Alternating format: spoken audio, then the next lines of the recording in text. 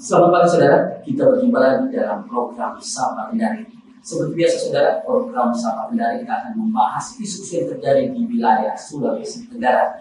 Nah, pagi ini kita akan membahas isu yang sangat-sangat penting sekali. Dan tema yang kita angkat pada pagi hari ini terkait tentang pendampingan hukum bagi masyarakat, khususnya bagi kalangan masyarakat kalangan ekonomi menengah ke bawah. Nah, tidak perlu banyak lebar. Di studio kami telah hadir narasumber kita yang sangat-sangat berkompeten untuk memberikan kita informasi terkait tentang tema yang kita angkat pada pagi hari ini.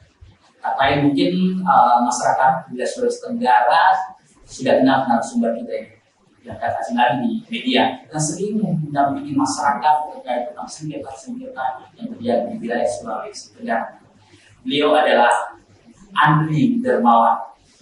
Dia adalah selaku ketua Lembaga Bantuan Hukum HAMI Sulawesi Tenggara. Selamat pagi Pak Andri. Pagi. Apa kabar Andri? Baik. Nah, selain itu saudara, narasumber kita yang kedua yang akan memberikan penjelasan terkait tentang penjelasan dari ketua HAMI Sultra. Dia akan menjelaskan terkait tentang pendampingan hukum yang dilakukan oleh LBH HAMI Sultra. Dia adalah Bapak Abdul Karim Masa. Selamat pagi Pak. Baik. Apa kabar? Alhamdulillah. Sehat, baik. Alhamdulillah.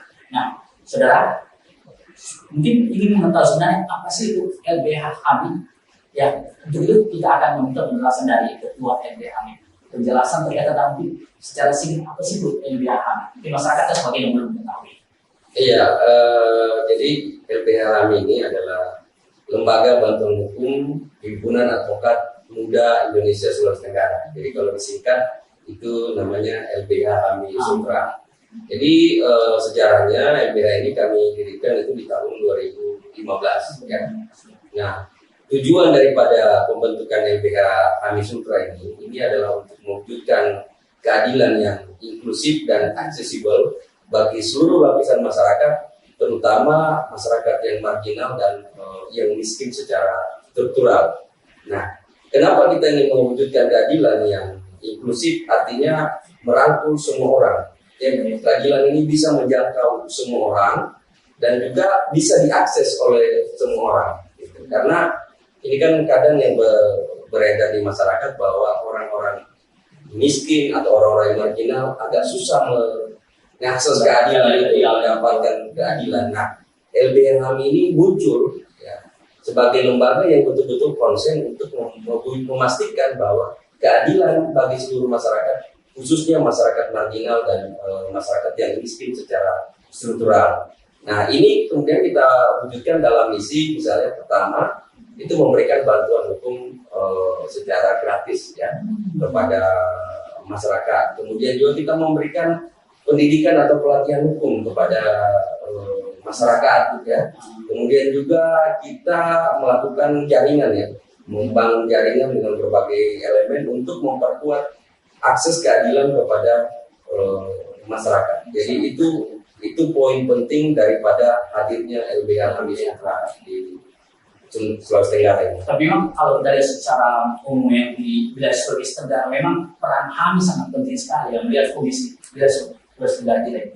Iya, jadi khususnya di Sulawesi Tenggara ini karena memang banyak kasus-kasus yang terjadi dan kami begitu respon ya, karena kami juga tidak tahu misalnya masyarakat yang tiba-tiba setiap ada masalah itu datang mengadu ke LBH HAMI. Nah, ini selama beberapa tahun terakhir khususnya di Sulawesi Tenggara ini banyak kasus-kasus viral dan menjadi atensi publik itu meminta pendampingan di LBH HAMI ya. Jadi banyak contoh-contoh kasus misalnya yang kayak kemarin banyak kasus-kasus misalnya ada kekacauan atau demo tenaga kerja di Morosus sampai terjadi pembakaran, itu aktivis-aktivis yang ini tempat juga kita dampingin.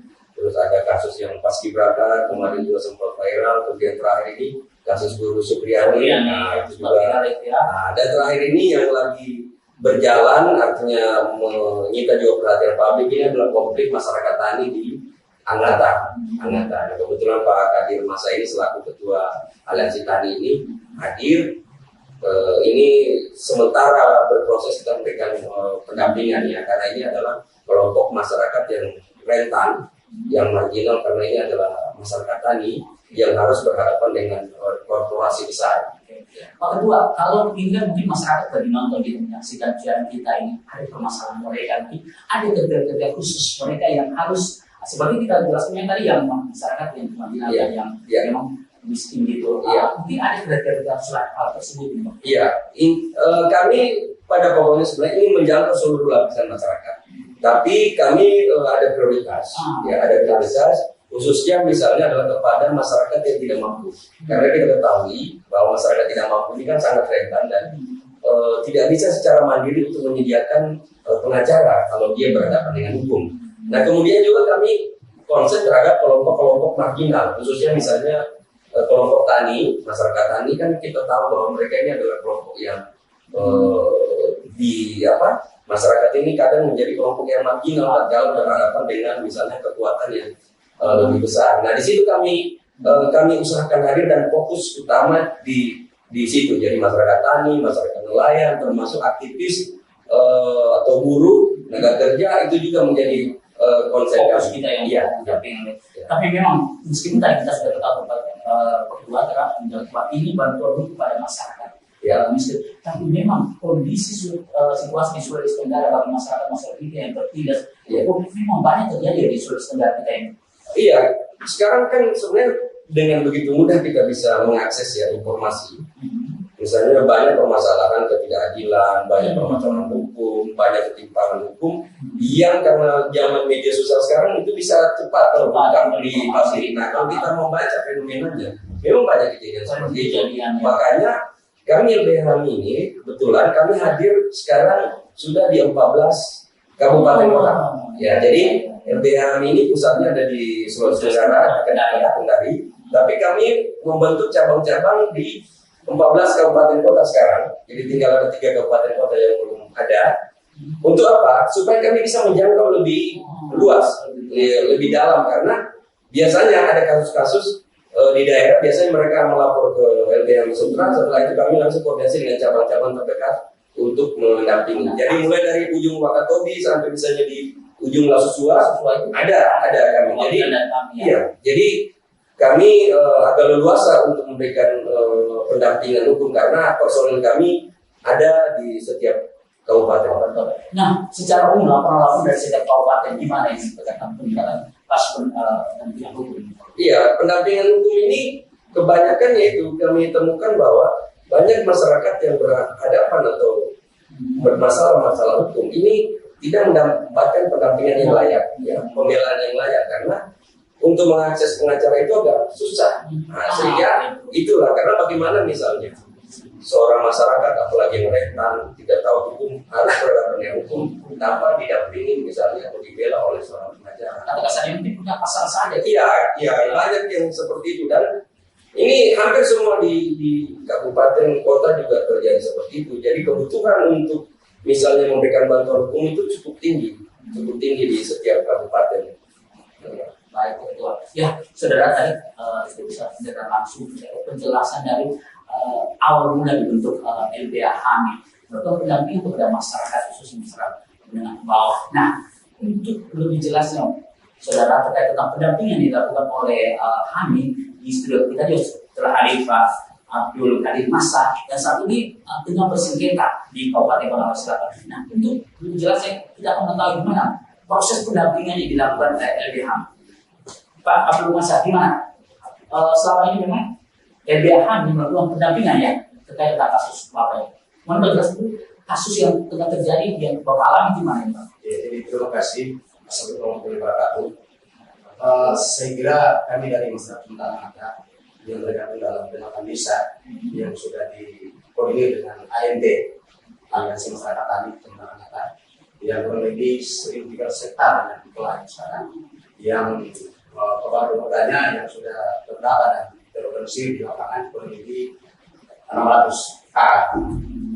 Itu sudah ada dalam lokasi. Nah, yang saya jelaskan adalah persoalan ini sebenarnya sudah terlalu lama, yaitu sejak 1997. Bukan itu. Kejadian itu sejak itu hak masyarakat diabaikan. Itu ada terjadi konspirasi. Dan sebenarnya kalau konspirasi yang sekarang terjadi sejak dulu. Sebenarnya sejak dulu kejadian baru kali ini. Jadi masyarakat tidak berdaya. Alhamdulillah dengan adanya HAMI ini, kemudian dengan adanya perusahaan baru yang melanjutkan kegiatannya PT XM Semarang Bukari sudah lebih 10 tahun, kemudian bermasalah karena status legalitas perusahaan yang tidak jelas, kemudian status perolehan tanah juga tidak jelas. Ya, perusahaan yang ada yaitu PT Martinus Laras yang sekarang ini.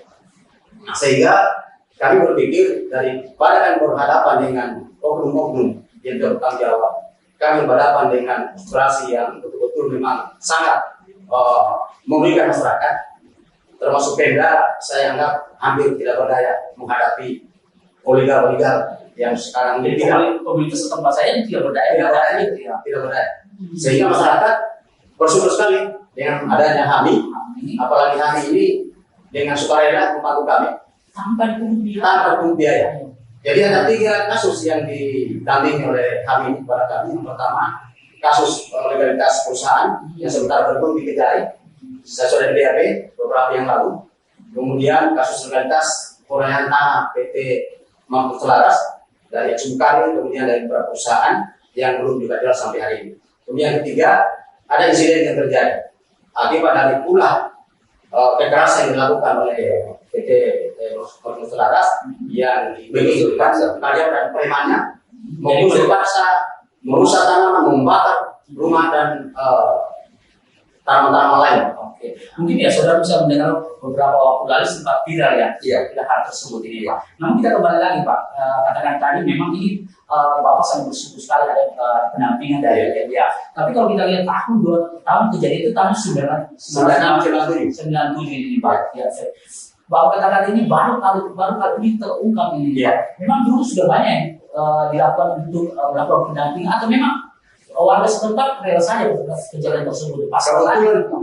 Terima kasih. Kebetulan saya ini pelaku, saksi hidup, dan saya juga sebagai juru bicara masyarakat kalau dia salah waktu itu belum ada tahun 1997.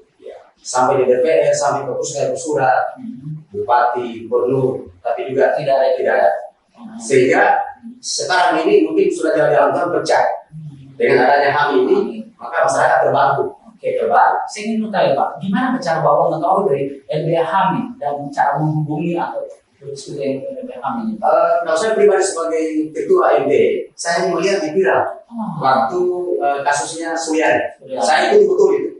Sehingga saya harap teman-teman bahwa tidak ada jalan lain, dan yang kita harapkan adalah gol-gol yang besar, apalagi di belakang ini PDMS, orang besar, orang uangnya harus belajar pengacara. Tetapi berapa pengacara yang dihubungi, harus kami sebutkan, tidak ada yang gratis. Semua bayaran dibayar. Kami yang berputar, tidak sanggup. Kami juga mengharap ke Pak Bupati, ternyata Pak Bupati dia dukung.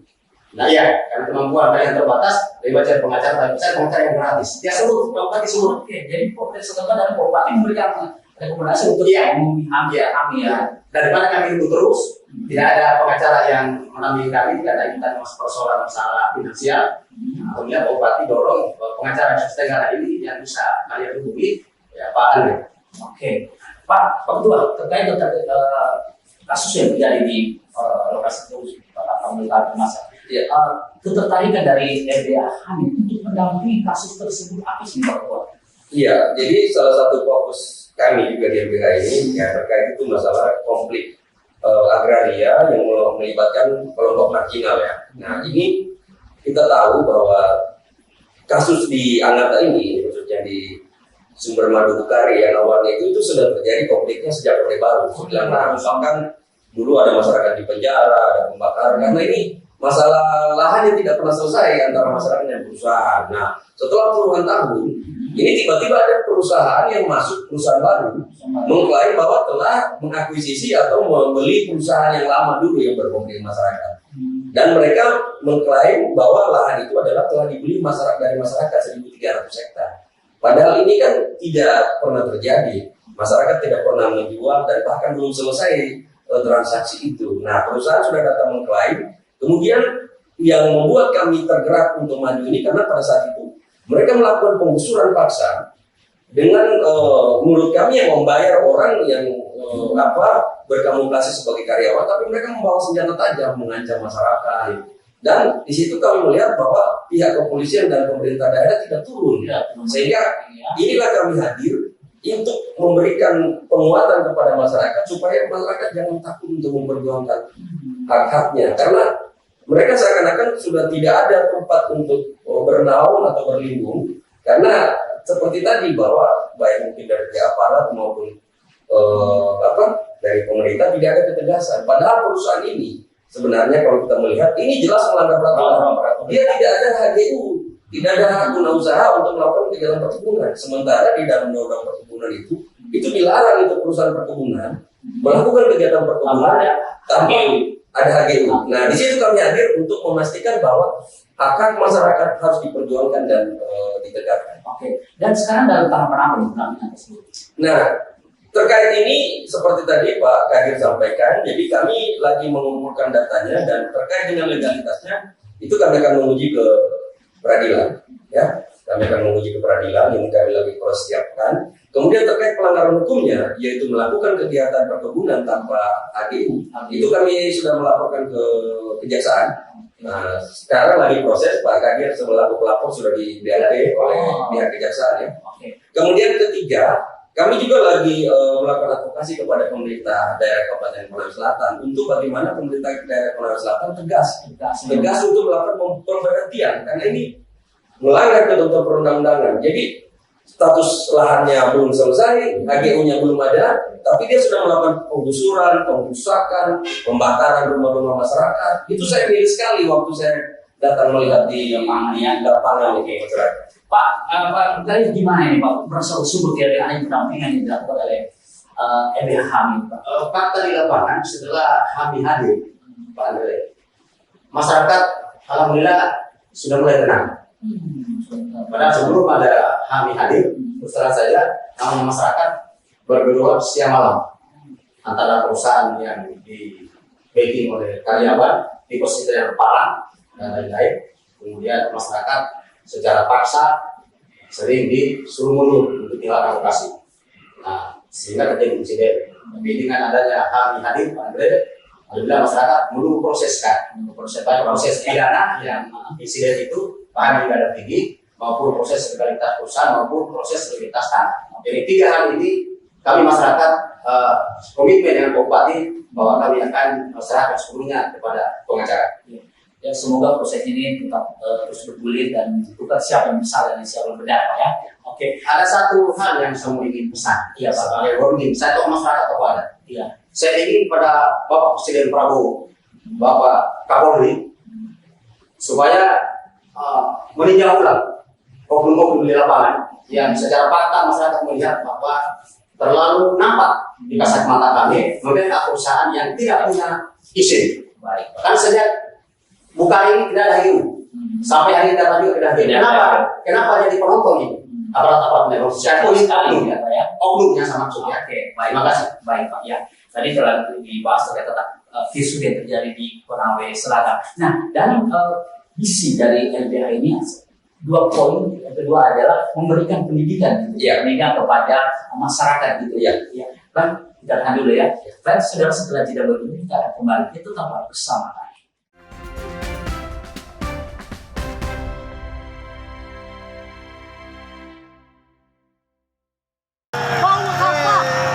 Sebenarnya kita ini dalam stadium 4 pengelolaan sampah. Menemukan esensi di balik situasi dan menarik benang merah dari peristiwa. Nelayan segi pencarian turun jauh sebelum adanya pembangunan PLTS. Apakah betul pindahnya universitas menjadi PT LBH itu bisa meningkatkan kualitas? Berkas Kompas, Selasa, pukul 11 malam di Kompas TV.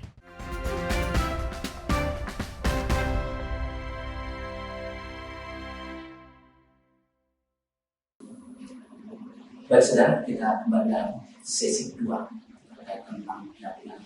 Baru saudara yang baru menyimak program Dialog Sabah Daring, tema yang kita dapat di hari ini terkait tentang pendampingan untuk kepada masyarakat kalangan bawah.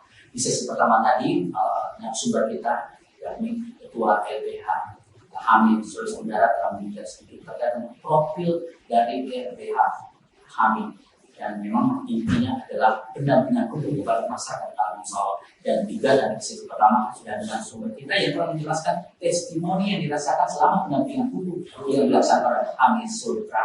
Nah, kita ketahui saudara, memang Hamid Sultra yang berdiri tahun 2015 telah melakukan berbagai pendampingan hukum permasalahan-permasalahan yang terjadi di wilayah Sulawesi Tenggara, di antaranya aksi demonstrasi yang menimba kerusuhan di PDMI, dan juga kasus dugaan perkara oplosan yang viral beberapa bulan yang lalu, juga pemberhentian mahasiswa di UNAM, dan masih banyak lagi kasus-kasus yang diselesaikan yang didampingi oleh LBH Hamid. Nah, tadi di sisi terakhir ada pertanyaan yang belum terjawab oleh Ketua terkait tentang selain pendampingan hukum, dan Hamid juga melakukan pendampingan terkait memberikan pendidikan hukum kepada masyarakat. Nah, untuk lebih jelasnya, saudara kita akan minta lagi komentar dari Ketua Hamid. Silakan. Ya, jadi selain tadi pemberian bantuan hukum secara gratis, kami juga fokus kepada pendidikan atau pelatihan hukum bagi masyarakat. Nah, sejak di 2016 itu kami konsen juga melakukan kegiatan pelatihan para legal desa. Kemarin ada di beberapa kabupaten, di Konawe Selatan, di Konawe Utara, di Konawe Utara, dan termasuk di beberapa wilayah juga itu kami melakukan pelatihan paralegal desa. Karena peran paralegal ini di desa ini sangat dibutuhkan, khususnya untuk fungsi-fungsi memediasi ya konflik. Secara teknisnya gimana? Iya, jadi paralegal ini kan memang diatur dalam undang-undang bantuan hukum, ya, dan menjadi bagian daripada LBH.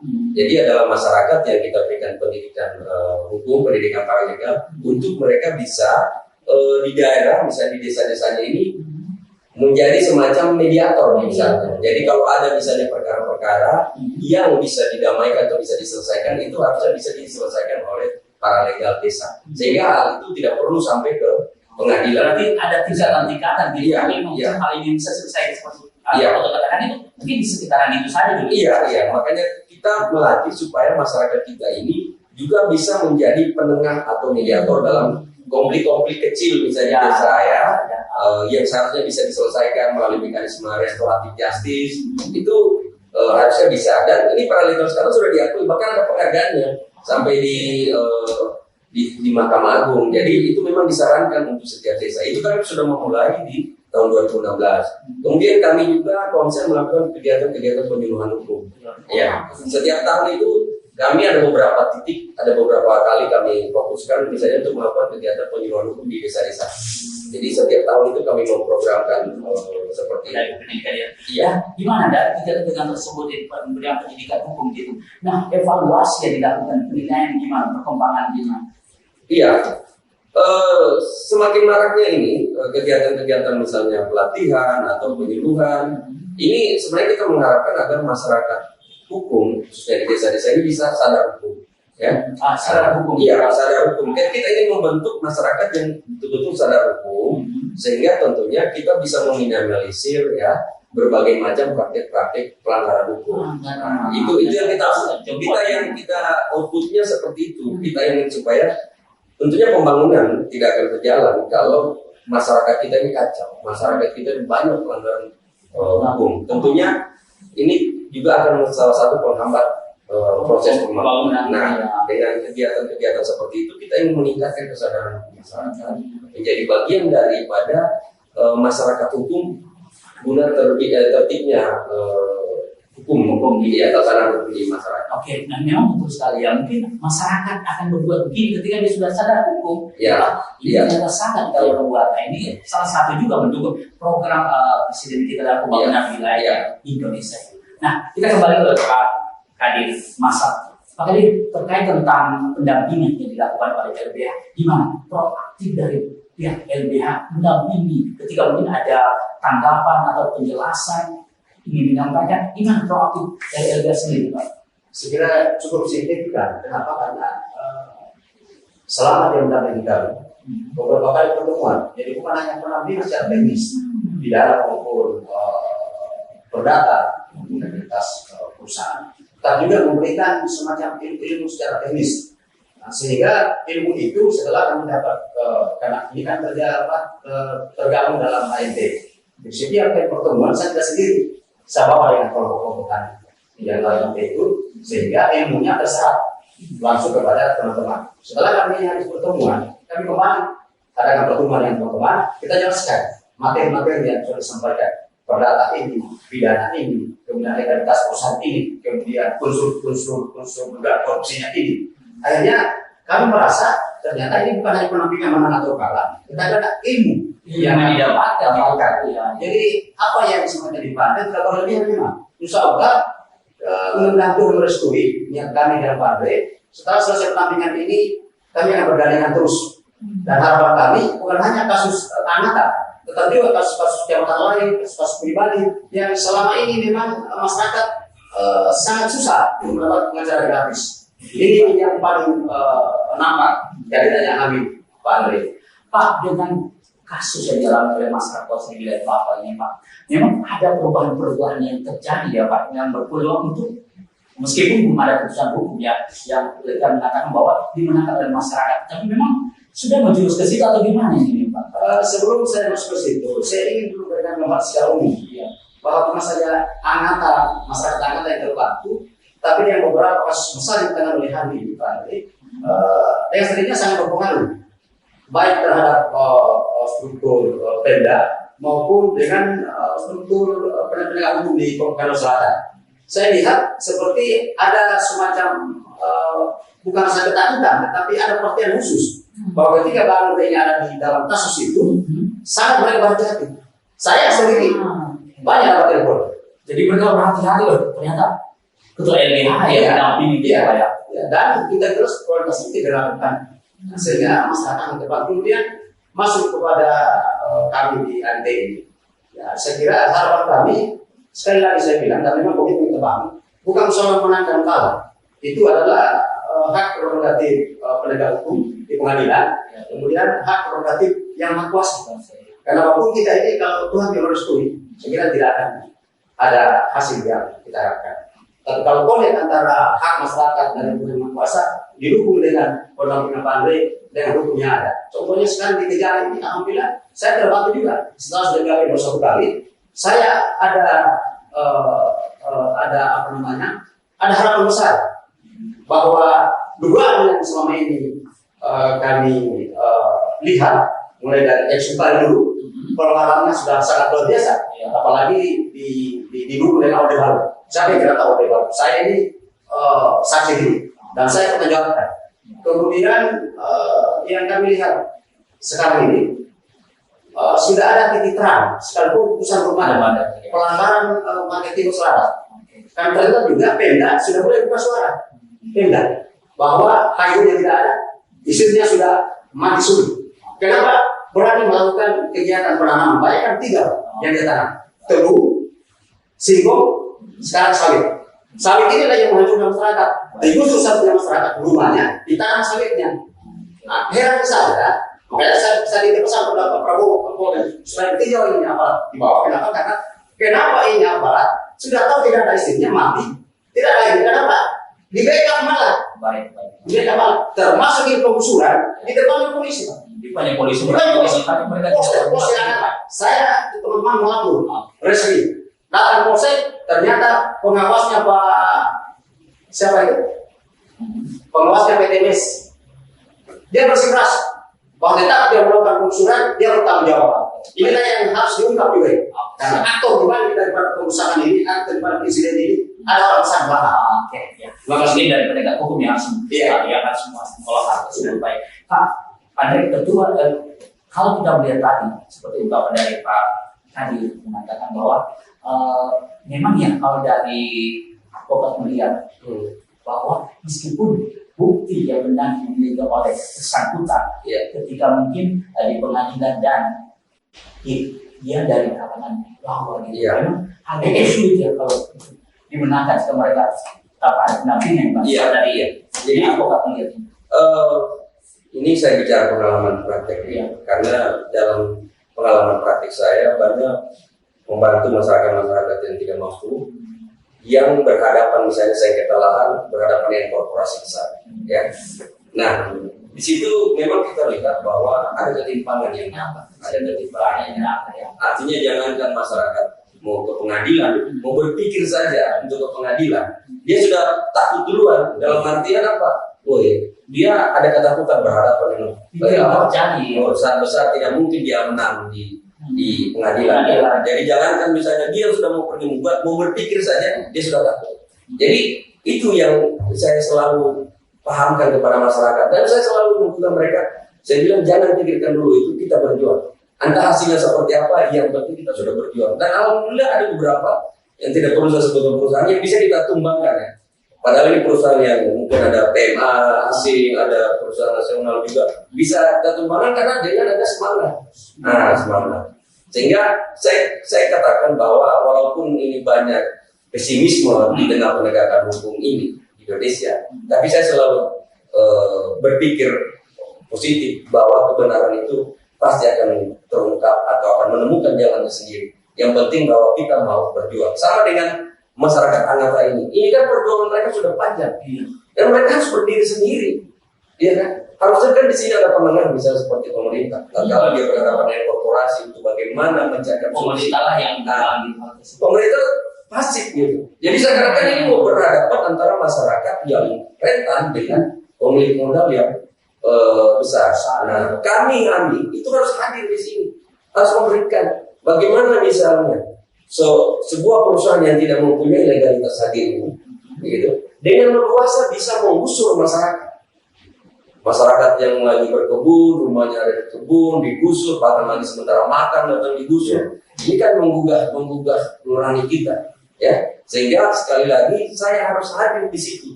Mau apapun bahwa persoalan bahwa masyarakat nanti menang atau kalah itu persoalan belakang. Tapi persoalan bahwa harus ada yang berdiri tegak bersama masyarakat di situ, itu persoalan yang harus kami selesaikan hari itu. Jadi kami harus hadir di situ. Oke. Dan memang kita harus jempol kepada LBH kami yang terus melakukan pendampingan hingga ada penjelasan masyarakat mereka sangat puas terkait tentang pendampingan dilakukan. Tapi memang Pak, warga setempat dengan pendampingan kami merasa puas ya Pak dengan adanya pendampingan, meskipun belum ada titik terang gitu Pak penentuan. Ya, sebelum saya ke situ, saya ingin meluruskan ada statement di masyarakat. Jadi memang ini isunya juga sangat berpengaruh dengan masyarakat. Bahwa aliansi masyarakat tadi tentang ada 8 desa yang memiliki 600 yang sudah ada dalam operasi itu dianggap anti investasi. Iya, dianggap investasi. Padahal suaranya dari awal dari sejak 86 sampai hari ini kan mendorong investasi. Tapi investasi yang menguntungkan masyarakat. Selesai hak masyarakat, kemudian kita tunggu apa yang akan mensejahterakan masyarakat. Kedua, kalau masalah kehadiran HAMI, saya kira harapan terakhir sebagai orang tua dan tokoh adat masyarakat, hari ini saya tampil di apa ini namanya di Kompas, ya, disaksikan oleh masyarakat seluruh Indonesia. Saya berharap supaya pemerintah utama untuk membantu HAMI ini menyelesaikan persoalan masyarakat. Kalau hanya HAMI bergerak, kemudian tidak didukung dengan Pemda yang berpotensi, saya kira juga mungkin HAMI akan sedikit mengalami hambatan. Tapi yang mungkin Pak, antara pengacara dengan bupati sudah mengirimkan bahwa kita akan bawa kasus sampai tuntas. Mungkin setelah adanya pendampingan pendampingan pegawai, ini memang harus dapat pendampingan seperti itu. Tapi Pak, kalau kita kembali sedikit melihat memang masyarakat dulu berpikir bahwa ketika tidak pendampingan ini sudah terjadi sejak tahun 1997. Dari membutuhkan bantuan hukum gitu. Tapi mungkin masyarakat berpikir dulu ketika mungkin ada pendampingan hukum, bantuan hukum harus mengeluarkan biaya sepengetahuan masyarakat sendiri, Pak. Kalau saya berpikir bukan hanya bilang harus membutuhkan biaya, tetapi yang kita hadapi ini orang besar. Dan sekalipun mungkin kami punya pendampingan, dan kami bersama banyak pengacara dan pengacara siapapun, tapi kan yang dihadapi ini adalah orang besar belakangnya. Malah kalau isu masyarakat bilang ada jenderal belakangnya, ada penyelenggara dana besar. Inilah yang menjadi hambatan selama ini, sehingga kehadiran HAMI ini terus terang saja, ya saya kira statement itu tidak dalam. Kita yakin dan percaya bahwa HAMI ini akan jalan sesuai dengan tujuannya. Oke. Pak Ketua, kalau kita lihat ini kan sebenarnya banyak kasus di sini di Sulawesi Selatan yang belum terungkap. Iya. Nah, gimana Pak Ketua? Kata saya jemput bola gitu untuk ingin mengetahui kasus-kasus kan banyak masyarakat yang mungkin enggan untuk melaporkan gitu. Tapi memang LBH melakukan 788 atau menunggu laporan gitu Pak. Iya. Jadi kami tadi saya bilang ada 14 cabang peta itu untuk memperdalam atau memperluas jaringan kita untuk memantau setiap perkara yang butuh pendampingan kami.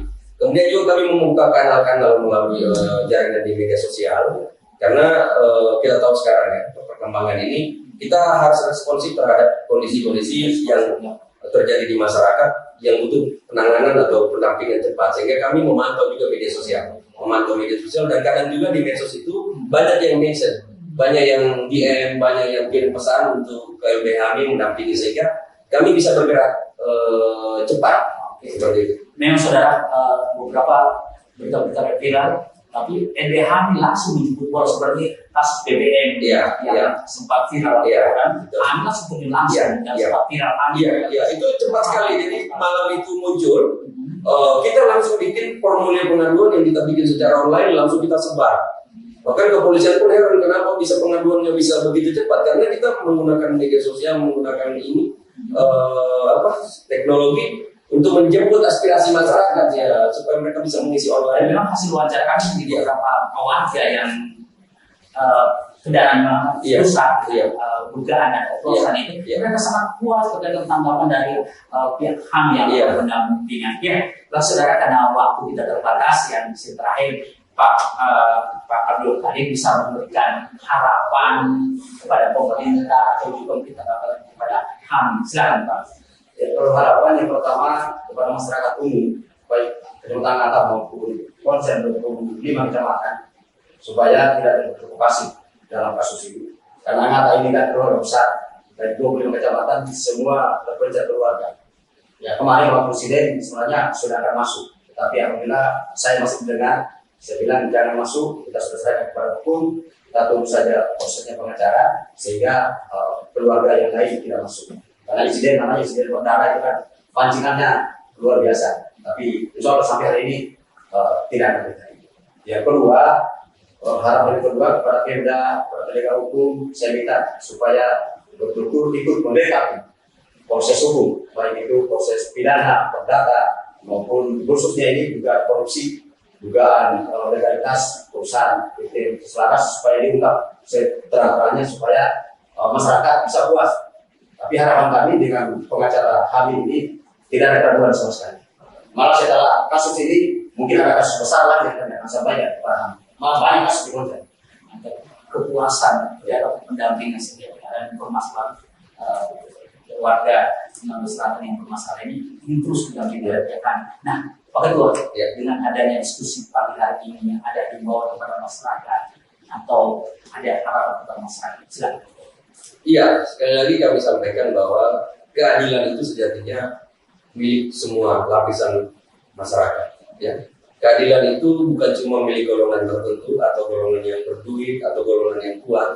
Keadilan itu harusnya bisa diakses oleh seluruh lapisan masyarakat, terutama kelompok marginal dan yang miskin secara struktural. Nah, itulah peran penting kami hadir di sini untuk memberikan itu, memastikan bahwa keadilan juga bisa menjangkau seluruh lapisan masyarakat, terutama masyarakat yang marginal tadi. Jadi kalau ada kendala-kendala atau keluhan, kami harapkan masyarakat jangan ragu ya untuk bisa menghubungi LBH kami termasuk di cabang-cabangnya. Ya. Terakhir kami ingin closing menyampaikan bahwa di jalan hukum yang gelap kami membawa cahaya. Jadi itu moto daripada LBH kami. Amin. Baik saudara, waktu kita terbatas, semoga diskusi pagi hari ini tapi bermanfaat bagi kita semua, terutama bagi kalangan yang tengah merasakan kasus hukum. Nah, mungkin dari informasi ini Anda bisa langsung berikan informasi kepada LBH. Semoga seorang Anda dapat sukses dan dapat digunakan. Saya Sinta Setia pamit undur. Assalamualaikum warahmatullahi wabarakatuh dan sampai jumpa.